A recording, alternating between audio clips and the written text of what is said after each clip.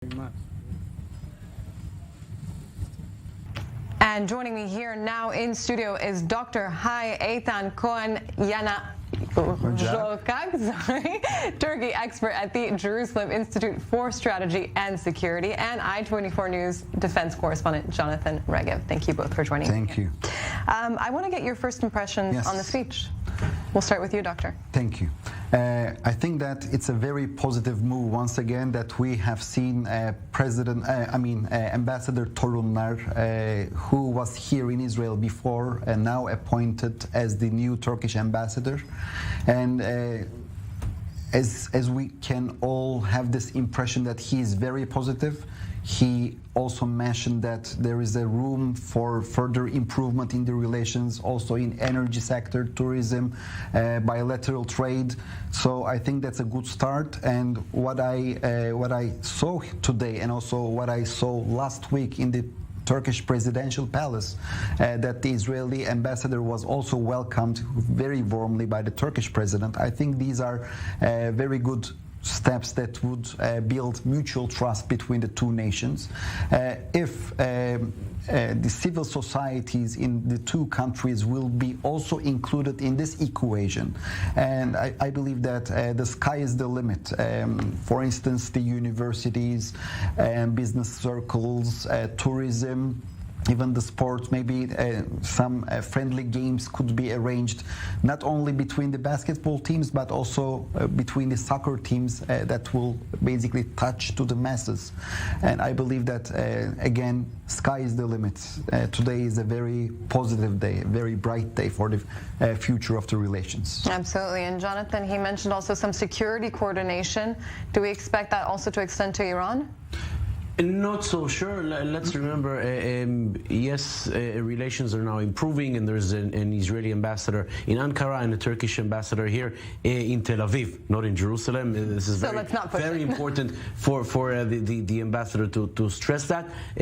But it's not as if the policy or the sympathy of President Erdogan has changed. He supports Hamas and will always support Hamas, but it's a question of interest, and it's the interest of Turkey of fomenting better relations with Israel. The economic situation in Turkey is currently far from what it was 10 years ago, and therefore, at least when it comes to business and commerce cooperation there, we will be seeing quite a lot. Security, I'm not so sure.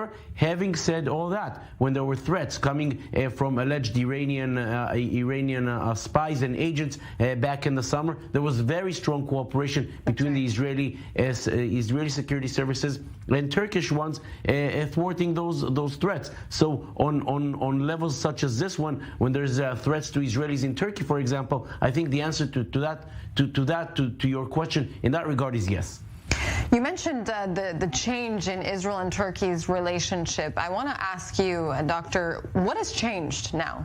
Because the issues on the ground, have they changed? Not really. In my opinion, what has changed was the survival of the Abraham Accords. The Turks, I think that they believe that after the departure of the President Donald Trump from the White House, they thought that the Abraham Accords would collapse.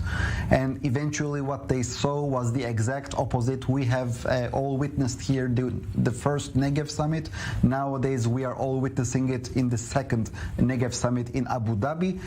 So what we are seeing here, a regional pact that is composed of moderate actors in the region: United Arab Emirates, Bahrain, Morocco, Egypt. So Turkey understood that if it is not going to make this positive step, that it is mending defenses with the Abraham Accords countries, then it would be an outsider in the Middle East. Let us look at a glance at the Turkish foreign policy. During the last year, they not only did normalize their relations with Israel, but also they mended their fences with the United Arab Emirates, with Egypt, with Kingdom of Saudi Arabia. What is the common denominator of all these states? Of course, They are the members of the Abraham Accords Axis countries. So I believe that this is the game, and let us also not forget the deterioration of the Turkish economy, the devaluation of the Turkish lira.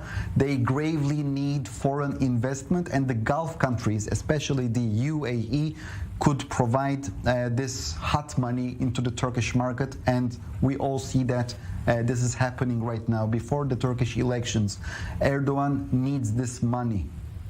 And speaking of Erdogan, my next question is Erdogan really a political ally of Netanyahu? I mean, can he be trusted? To a certain extent, they share a common interest. Allies, I think allies is a word that is a bit too big.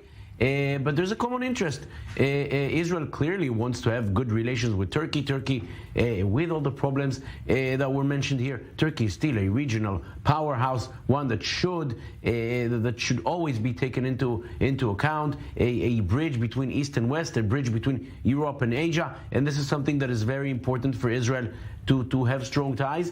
I think Erdogan likes Benjamin Netanyahu now just as much as he did 10 years ago. But Benjamin Netanyahu could be perhaps the route to the UAE, a very important regional player. So does this mean that he sees Israel and Netanyahu as an ally? Probably no. But is this something that plays into the interest of Erdogan? Probably yes. And you spoke about common allies, and one of them is Putin. But can the two countries play the same role when it comes to Ukraine? Turkey has managed to stay quote-unquote neutral while at the same time supplying weapons to Ukraine. Can Israel do the same thing? This is probably what is happening now. Let's remember, Israel and Turkey do not share a border, but they do share a border with Russia in Syria, because at the end, who runs business in Syria? Eventually it's Russia. Russia is the one running things there. We only heard this week of the pact again to supply Syria with humanitarian aid coming through Turkey. And backed by Russia. So Russia Turkey is clearly taking an interest in the Russian views when it comes to assistance to Syria through its border. Israel, of course, relies on Russia to continue its alleged Israeli strikes. Everybody knows that it's Israel behind it, but Israel usually does not take responsibility for these strikes.